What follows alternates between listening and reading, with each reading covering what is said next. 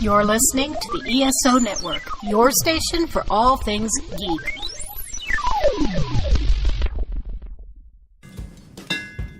Welcome to the Soul Forge, a place of silent mystery, quiet contemplation, and outright mayhem. Join your host, Sean Vanderloo, as he guides you through the adventures of living.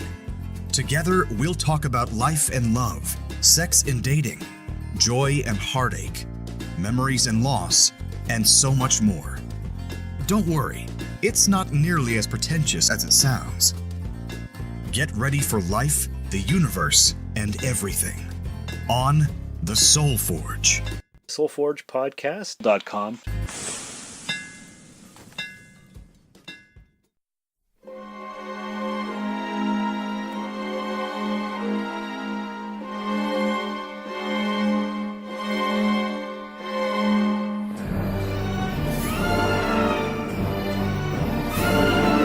Hello, and welcome again to the Monster Sci-Fi Show Podcast. I am your host, The Monster, and happy 420. If you happen to be listening to my podcast on this day of all special days, why, thank you. Not that I partake in the choice recreational drugs that you people are doing today, but it is a growing thing, and it's a thing that considering the current climate of political unrest is going around the world, if I was a smoker, maybe I would be smoking it up today, but I am not. My vice is food. So I don't drink, I don't smoke. What do? I eat food. But not so much lately. That's a whole other reason. Alright, so a couple of things that I wanted to talk about. First, I'm recording in my backyard again on a Friday night. So I have an enjoyable, nice, sun's going down view of my backyard. And soon all the light that I'm going to have is literally from my laptop. So I got a brand new battery, so I should be good to at least record at least 20 minutes worth of nonsense that I normally talk about. So before I get to the big three, last week we had a lot of people dying. Again, I know people die every damn day. Last week we had Art Bell. If you know Coast to Coast, it's a very popular show that I talked about on my hurricane or post-Hurricane Irma podcast, in which on a previous hurricane, I listened to his show and freaked out by the noise that I was listening to on his show. So I'm not going to play that, but if you really are interested, just go back to that sometime in September, look for Irma, and you'll see that podcast that I was referring to. So, sad on that fact. And then we also had Harry Anderson also had passed. And Harry Anderson, I've known, of course not known personally, again, I don't know anyone, but because I was an admirer of him, he was on Cheers. He was on SNL when it wasn't that funny, but he was. And then he got his own show called Night Court. He was fantastic, and he was a lot of fun. And I loved him as a sleight of hand magician. And, you know, he died at the age of 65. Which, again, as I've mentioned before, I'm now 50 years old. That's only 15 years away from me. And not that I'm saying that I'm going to be dying in 15 years. We could all die at any time. That's a given. But I was listening to NPR the other night, and it talked about how, depending on your age, either your death is tragic or it's expected. tragic is you died in your teens, you died in your early 20s, you failed to have a life or a family or something that was cut short. As time progresses, if you die in your 80s or 90s, well, that's to be expected. I'm kind of in that middle boat here. So Barbara Bush, who was the former First Lady, had just also passed. She was 92. That was to be expected. So you kind of understand the difference here. So it goes back to my worrisome, we're coming up on the 2 years of Prince dying, which if you'd love to listen to my thoughts about what I thought about Prince and his music, I'll have that podcast out there as well. Just type in Prince in the search box, you'll find it. But I want to continue putting out podcasts as much as I can, and I want to continue doing other things, including taking care of myself and making sure that, not that I want to live forever, but I want to have a nice, fulfilling life, that I've never turned down an opportunity to do something more than what I'm doing right now. It's the mantra I have to say to myself over and over again to get my ass up and exercise and start running. And I have. For the past week, I've been doing that. So my appetite has kind of dwindled down a bit. So I'm kind of channeling a lot of my frustrations from everyday stuff into my, 20 to 30 minute run. It gets me up in a notch because I wish I could just move past this. It's just a bug up my butt, and it may be there for quite some time. Who knows how long. So, the other things that I've been wanting to talk about. What have I been watching?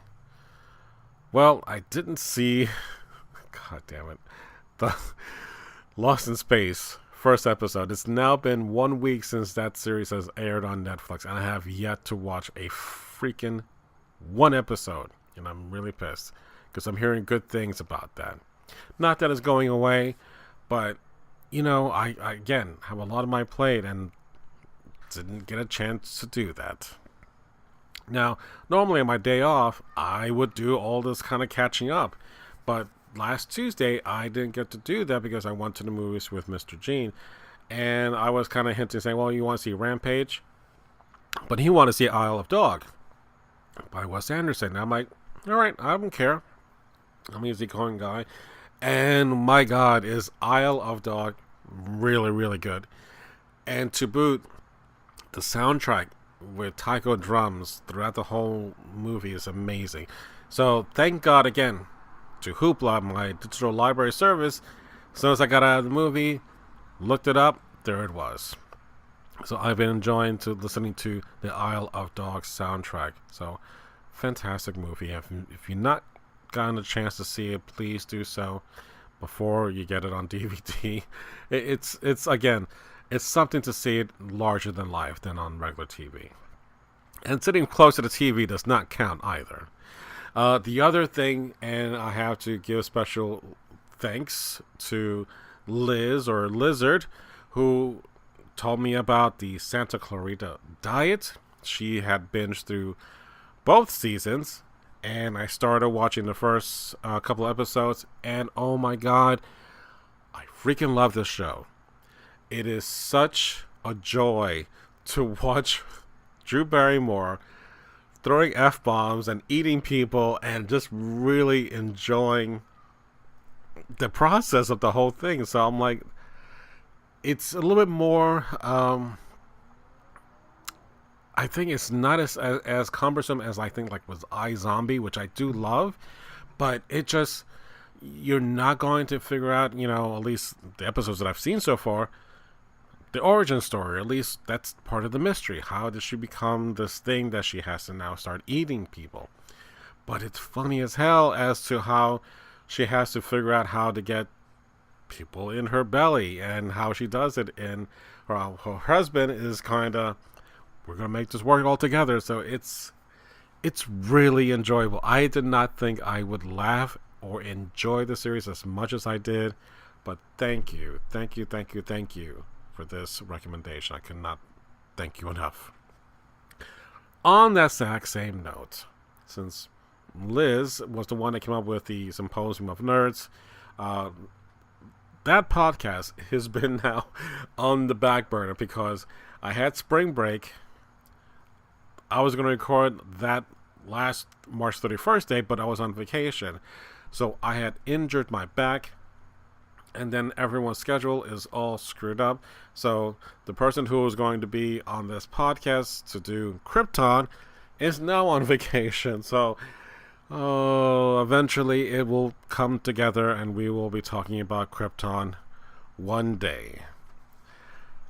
And if you have not been keeping up, latest discussion or stuff that's going on, Doomsday is going to be on Krypton. I'm like, oh my god, what are you doing? What are you doing? What are you doing? What are you doing? That doesn't make sense, but I have faith so far. They know what they're doing, even though I don't know. Alright, let's get started with the big threes. I'm already wasting enough time. We have Steven Spielberg, DCEU, coming together. Really? To do what? Black Hawk. What's Black Hawk? Exactly. Exactly the point. I'll talk about that. I'm also going to be talking about Billy Mitchell. So you might be asking yourself, who the hell is Billy Mitchell? Well, if you had seen this awesome video game documentary called King of Kong, A Fistful of Quarters, you'll know that Billy Mitchell is the ass munch of that documentary. So I will talk about what has been going on with him since then. And lastly, this past week, episode 1000 of Action Comics for Superman, who is 80 years old, has not been released. So I will be talking briefly about Superman. Alright, so let's get started right off the bat. You have a project, put Steven Spielberg on it, I'll make $1 bajillion. Sort of. Ready Player One has done okay. It's not exactly killing it in the box office, but it's close to about $500 million worldwide. I'm excited the fact that, we're going to get Steven Spielberg to do a DCEU movie. But honestly, when I was just like, what do you mean Black Hawk? I haven't heard of Black Hawk, and whatever memories I have of it is just kind of like this little symbol. It's like a yellow symbol with a hawk profile, which I thought it was like maybe an early version of Hawkman. But no, it's not even close. Basically, it's kind of like a World War II fighter squad or aero squad, and they're a team, but they don't have powers from what I'm gathering, because I'm trying to read up on this and I'm like, okay, so their battle cry is Hawka, Hawka, not hooker, or look at those hookahs. Hawka. Yeah. Look, it's not as bad as Cobra la la la la la la la la la. That's painful. If you watch the animated movies of G.I. Joe and the minions under Cobra Commander would chant Cobra la la la la la la la, I don't see how this is any different from Hawk.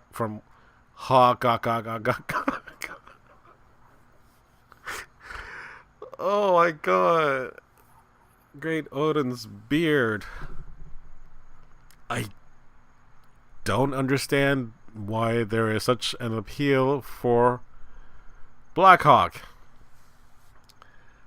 Considering this is taking place in World War II, it's not as if we're talking about like Captain America, in which it took place in World War II, and he fought Nazis, and then he went down, iced, came back into the present, and fought again.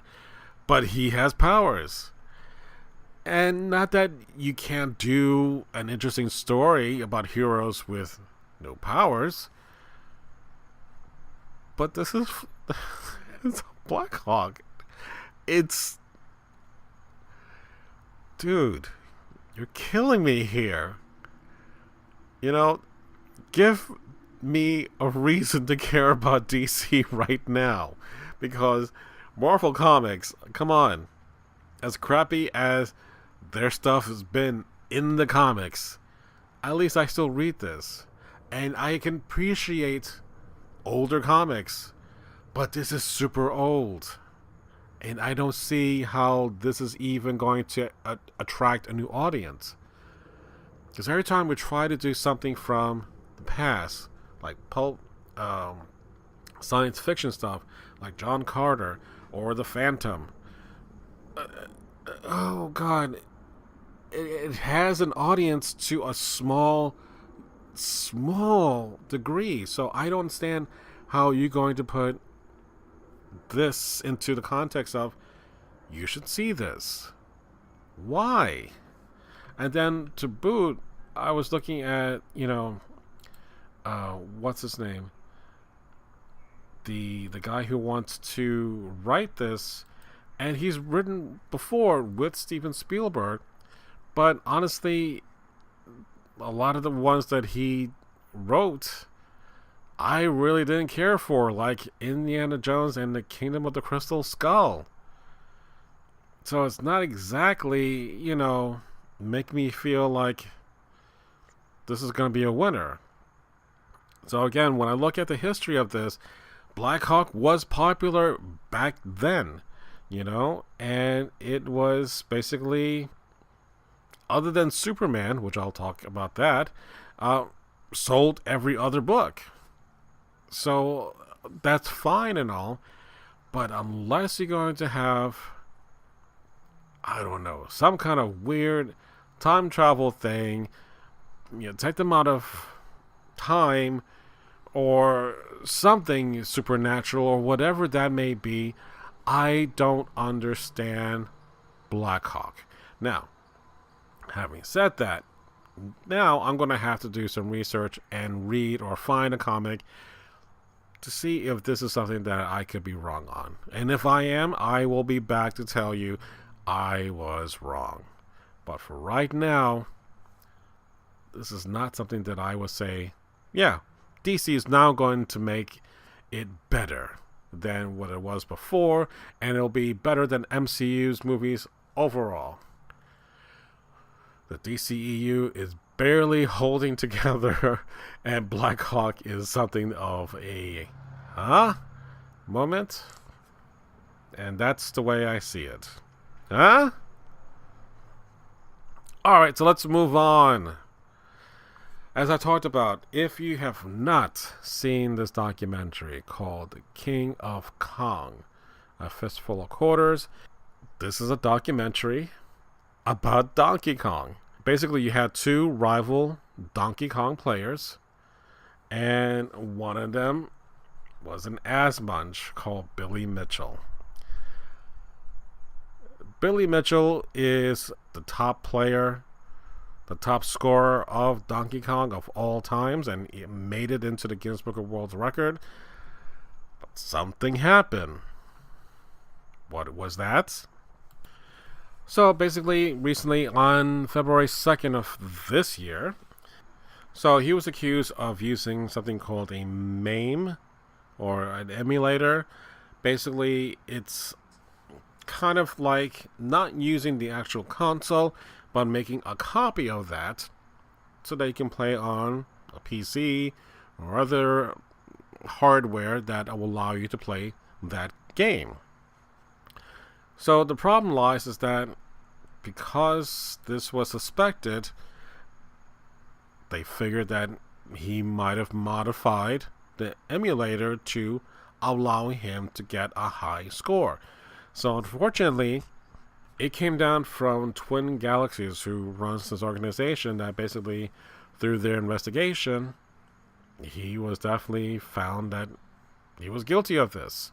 So, of course, the Guinness Book of World Records was notified, and I'm sure his name will no longer be as the one who has the world's record for the highest points in Donkey Kong. So the problem lies is that when I look at the documentary and see what has happened in the news recently, it kind of goes hand in hand, because Billy does not come off as likable in the least respect, even though his nearest competitor kind of looked up to him and was, interested in meeting him, but he brushed him off. So I'm not saying that this is karma, but I believe that what goes around comes around, and if it was meant to be, that it's coming to bite him on the butt, oh well, Billy. This is what happens when you try to be a hero by cheating. So, alright, so let's move on finally to our last topic, which is Superman. It's been a while since I've read a Superman comic book. I think the last Superman comic book that I was really, really into was The Death of Superman. That, to me, drew me back to love the Man of Steel, or the lack thereof, because you had almost a year without Superman. But the showdown between Doomsday and Superman, coming down to blows, literally was amazing. So I haven't felt that way about Superman in a very long time, and unfortunately since that time I've read a couple other books, but nothing that stands out, nothing that I remember collecting, because honestly I don't have the room, I don't have the time to box or to bag or put the cardboard in. So I'm like, I can only just do digital comics, which I am fine with that. But honestly, there are other great Superman stories like Kingdom Come or Red Sun, or tons of other cool books that are just standalone icons that are just far superior. But the other thing to note is that Superman's trunks, the red trunks, are back. So for the longest time, I think for the past 10 years maybe, his trunks were gone. They just basically was all blue. He still had the red boots and the cape, but no red trunks. And yes, for logistical sense, it kind of looks outdated. But honestly, looking at that cover of the 1000th issue, it's iconic. And granted, the TV, or when you watch the older stuff, is kind of like almost kind of cringeworthy. But I've enjoyed the Man of Steel, who didn't have the red trunks. We have Bendis, who came over from Marvel, who is now part of DC. In this 1000th issue, has a new story, basically of an origin, a new origin of Superman. So here we go once more, kind of doing another reboot or a reimagining. I don't know, and I don't care. The thing is, after 80 years, you have to evolve, you have to change the character, or you minimize his powers. Whatever it is, you have to do something new, something different to keep that character vital. And that's why I appreciate the Man of Steel the way it does, or even Batman vs. Superman, because Christopher Reeve, for many people, is their Superman, including yours truly.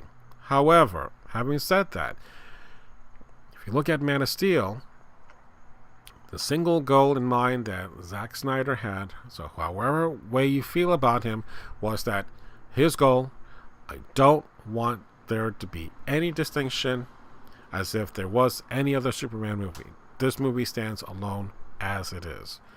For this generation, we have a darker not necessarily cynical Superman, but he is definitely a lot more willing to get into a fight. At least that first movie, sure, there's a lot of stuff that's going wrong.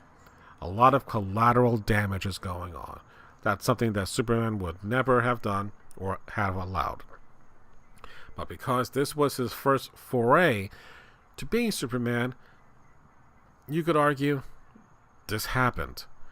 He killed Zod. He has never killed anyone. But now, because he did, he is truly alone. So you can argue that is what makes him now the Superman for this generation. So if you want to go back to, well, why doesn't Batman use a gun? Well, you can point out that he had his parents killed by a gun, so he would never stoop to that level. But yet, you had the Dark Knight, in which he does use guns, or Batman vs. Superman, in which he's a much older Batman, or machine guns on the Batmobile. You know, you can do interesting takes on long-standing heroes. If this is not your favorite version, that's fine. There's plenty of other versions of it. George Reeves, back in the 50s. Not necessarily my favorite, but I can appreciate him. Sure, he will take bullets and have them bounce off him, but God forbid you throw a gun at him, he has to duck. Why? He's Superman, right? He shouldn't have to duck, but he has to. You take it all with a grain of salt. And like with anything else, the character has to change. If you don't like this, there's plenty of other things to read, especially about Superman. We got 80 years worth of material. And I give credit to the producers for doing Krypton, because you're filling in a backstory that may not have been needed, but it's interesting to see how this may come to play and telling another story. Or, you know, I think Kevin J. Anderson was doing a book about the last days of Krypton. You know, there's a lot that we can still play with this universe that is the world of Superman. And there's a reason why he is still the most iconic character in the world.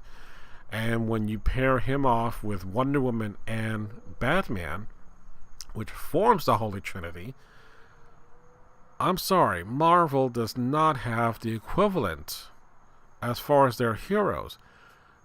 I will give this because of Stan Lee able to create multiple characters from one man and working with many talented artists. Stan Lee is an amazing person and he has lots of good characters, but nothing has stood the test of time as Superman evolving. You know, he had the beginnings of, he didn't fly, but he could leap tall buildings in a single bound. He became an 80s man with long hair. He was more sophisticated. So, the times dictate Superman. Not all Superman stories are great. You can say that about a lot of comic books.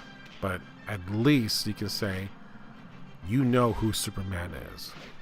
There's not a person alive, I think, anywhere in this world that does not know who Superman is. Or at the very least, understand the symbol on his chest, which stands for Superman. Although, Man of Steel is a symbol for hope. But hope starts with the letter H, not an S. But on his world, you get what I mean.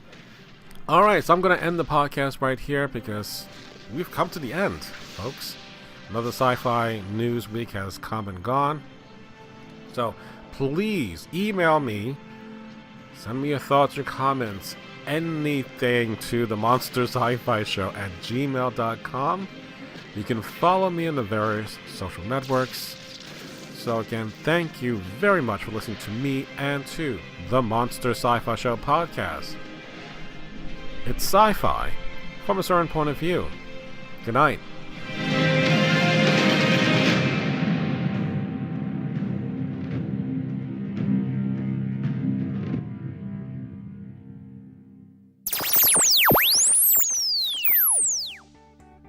This has been a broadcast of the ESO Network.